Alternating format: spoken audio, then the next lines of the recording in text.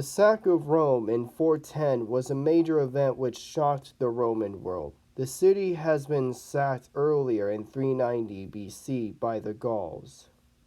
The Romans had been at war with the Goths ever since they entered the empire's refugees. High taxes and government corruption caused the Goths to rebel against the empire. Peace was made when the new Eastern Emperor Theodosius I signed a treaty with the Goths in 382. The treaty made the Goths subjects to the empire. The Visigoths were given Dacia and Thrace, but these lands were still under Roman sovereignty, and the Visigoths were considered autonomous. A Visigothic chieftain named Alaric was rising through the ranks of the Roman army. He accompanied Theodosius's army during an invasion of the West in 394. At the Battle of Fritigis, around half of the Visigothic army died fighting the Western army. Theodosius won the battle, but Alaric was concerned and suspicious that the Romans wanted to weaken the Goths by having them fight their battles for them. Alaric became king of the Visigoths after Theodosius's death. The empire was ruled by Theodosius's two sons. A commander of half Vandal and Roman origin, Flavius Stilicho, was named as regent in the Western Empire since Honorius was only 10 years old. Alaric resumed hostilities against the Eastern Empire. Alaric made several attempts to invade Italy, but was halted by Stilicho.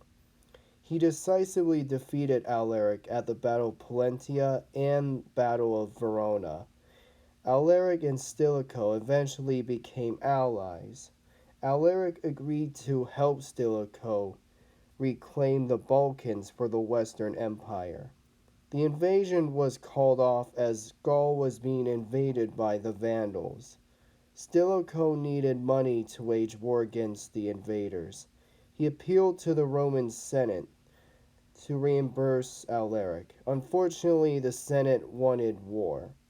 Honorius had Stilicho arrested and killed based on accusations of him wanting to place his son on the Eastern throne after Arcadius's death. Alaric took Stilicho's death as a sign of things to come. He decided to attack Italy. Many towns and cities such as Concordia and Cremonia fell to Alaric's army.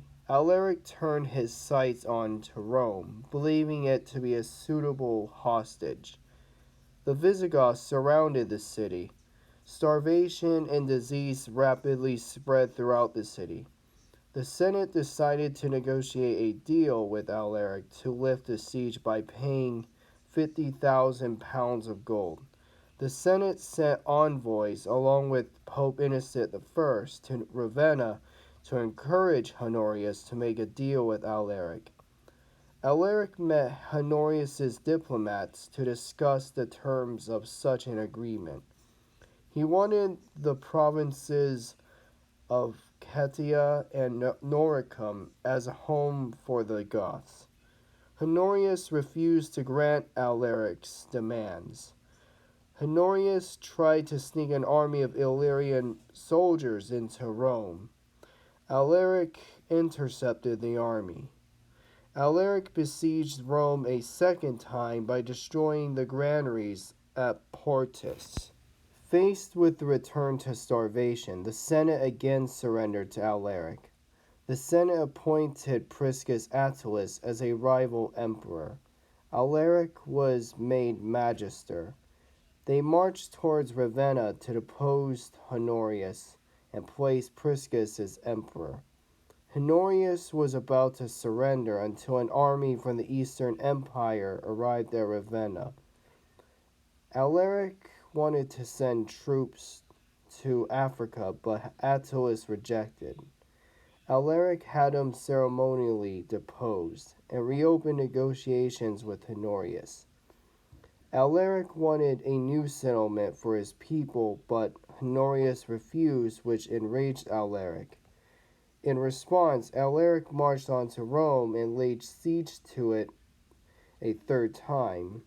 The Salarian gates were opened, and Alaric's army of 40,000 marched into Rome. The Visigoths looted the city for 3 days. Many of the great buildings were ransacked, such as the mausoleums of Roman emperors. The two major basilicas connected to Peter and Paul were spared, but the Goths stole a massive 2,025-pound silver ciborium. Many of the citizens were devastated. Many Romans were taken captive, including the emperor's sister Galla Placidia. Some citizens would be ransomed, others were sold into slavery, and many other citizens would be killed. The sack was restrained. There was no general slaughter of the population. Most of the buildings in the city survived, though stripped of their valuables. Refugees fled to different provinces in the empire, such as Africa, Egypt, and Sicily. According to the historian Procopius, Honorius was informed by his servant that Rome was sacked, but he thought that it was his chicken named Roma, but when he was corrected, he was relieved. After days of looting and pillaging, Alaric and the Goths left Rome and headed for southern Italy. The Visigoths ravaged Campania, Lucania, and Capua. Alaric planned to invade Sicily and Africa, but his ships were destroyed in a storm. Alaric died of illness at Consentia in late 410, months after the sack. Attalaf, Alaric's brother-in-law, succeeded him as king.